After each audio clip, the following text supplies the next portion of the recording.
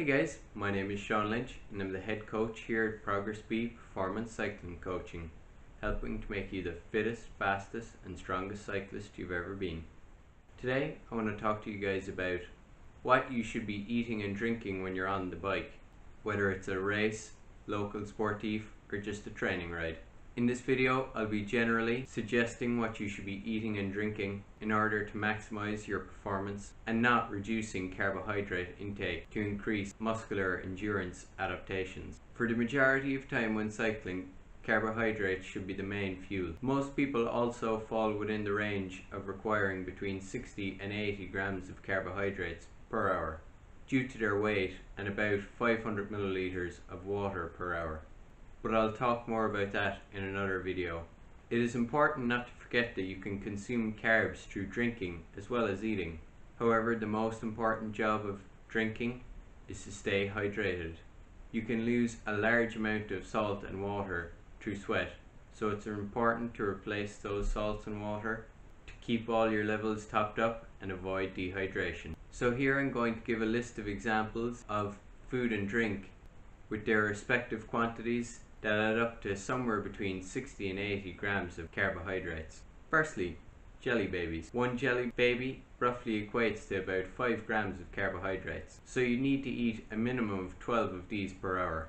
Fig rolls. Fig rolls contain roughly 12 grams of carbs for each one, so you need a minimum of 5 fig rolls per hour. Dates. Each date contains about 5 grams of carbohydrates. You'd need a minimum of 12 of these per hour to keep fueled. Plain rice cakes contain about 7 grams of carbohydrates each, so you'd want to eat about 9 of these per hour at a minimum. A medium-sized banana of roughly 160 grams in weight contains about 34 grams of carbohydrates, so you'd need to eat about 2 of these an hour at a minimum. A high 5 sports bar, depending on the flavour, can contain 18 grams of carbohydrates, so you'd need to eat roughly 4 of these an hour to keep fueled. High 5 energy bars contain about 43 grams of carbohydrates per bar, so about 1.5 every hour should do you. A high 5 energy gel contains about 23 grams of carbs per gel, so you'd need about 3 of these every hour.